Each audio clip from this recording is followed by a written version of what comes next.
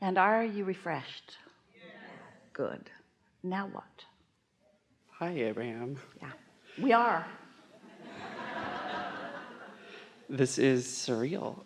I was like, I'm gonna get on that stage, and Really?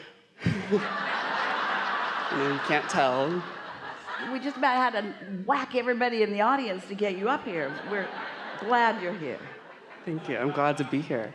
I've been thinking about what exactly I wanted to talk about, without focusing too much on all the things in the past that have gone wrong or that weren't ideal. Yeah, don't need to talk about how the desire happened. Let's just talk about the desire. Could you say that a question is a desire for an answer? Could you say a problem produces a desire for a solution? Yeah. Mm-hmm. My desire is to know how to feel safer within my own self. It's big, isn't it? Can't do it all at once. It's baby steps. This is satisfying, we're going to let you talk more, but we just want to get this started in a really productive way. For a little while, let's just say that there's the feeling of satisfaction, and then there's dissatisfaction, and that dissatisfaction could feel like vulnerability. Dissatisfaction could feel like not being safe. Dissatisfaction could feel like fear. But let's just say there's satisfaction and other. Because if you are awake, you're going to be offering a vibration which is going to be having some vibrational relevance with the emotion and the focus of your inner being. In other words, you just can't turn that off. You cannot turn that relationship sensor off. So if you're feeling less than satisfied, it just means you're focused screwy.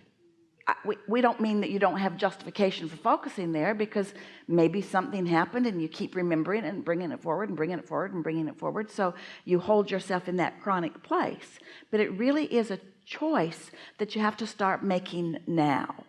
So we're just going to offer a really strong statement, and we can tell you're paying attention, and we know for sure that you'll get this. You just have to find something to feel satisfied about, not conquering that fear. You don't have to conquer that fear, because every time you try to conquer that fear, the fear says, oh yeah? But if you're just looking for something to feel satisfied and satisfied and satisfied, and there are so many things, then you begin tuning yourself into a frequency that fearful, insecure vibration just becomes less and less practiced until it's a non-player in your experience. So conceptually, we know you got that. Did you move vibrationally? No, of course not. Not with one comment like that. It takes some practice of satisfaction. I guess it's hard to... No, it isn't. It does take focus, though.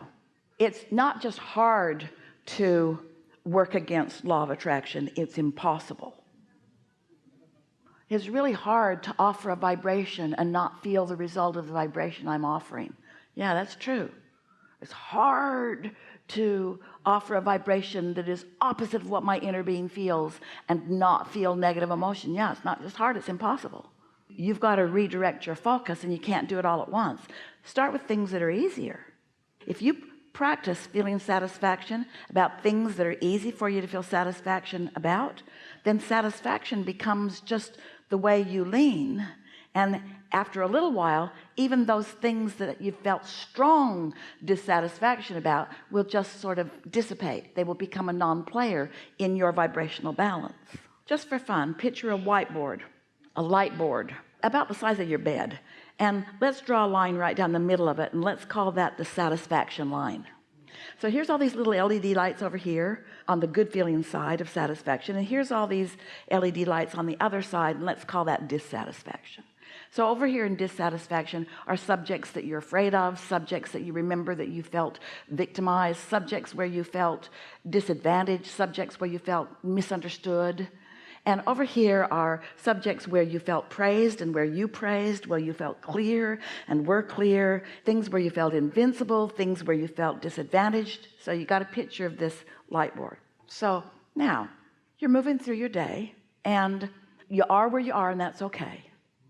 And let's say you weren't really tuned up by this conversation, and so you're just having a normal knee-jerk response to life day, and you turn on the television and half the lights on the board light up. In other words, there's so much to feel dissatisfied about if you focus there.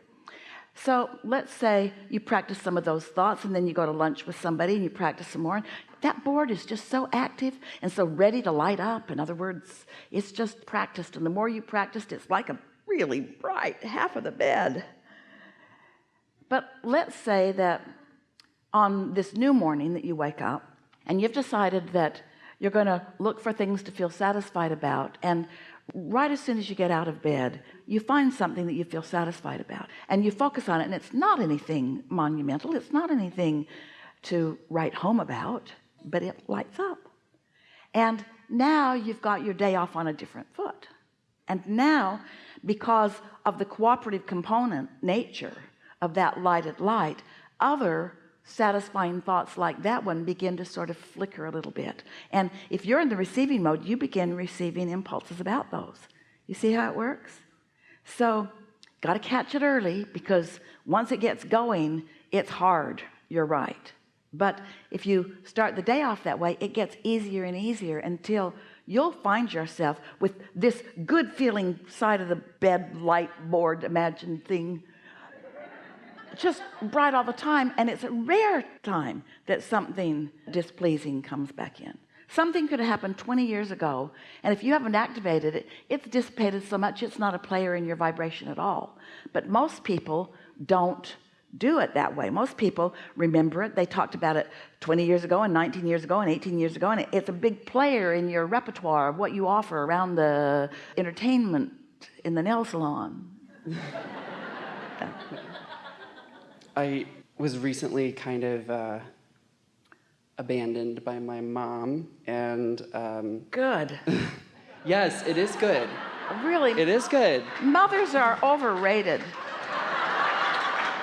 because they think they're smarter than you, and they think that they get to live your life for you, and they think that they should get to make all the decisions for you. And so mothers are a lot to overcome. Yes. And How you doing out there, Mom?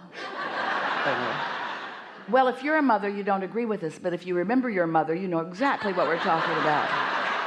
yes. Without getting too into it. You're going to, though, aren't you? Yeah. Well, because it comes to a bigger question. Yeah, but you see what you're doing? You're doing what almost everybody does. You're in this place where you feel this dissatisfaction, and we get it. And you want to explain why you feel it, because you really don't want it. So it feels like you should explain it to justify it. But explaining it only holds you there longer, and you're really not wanting to keep that vibration active. You don't want to keep bringing it forward into your now, into your now, into your now. It's more irrelevant than you are right now understanding. Anytime you're not standing in a place where you know at deep levels you want to be, there is a desire within you to explain why you're there. We call it justifying or rationalization, and mostly it's trying to bring other people down to speed with where you are. You used to say up to speed. I need to bring you up to speed with where I am. Not really what's happening. You're bringing me down to speed with where you are because you want me to relate to you.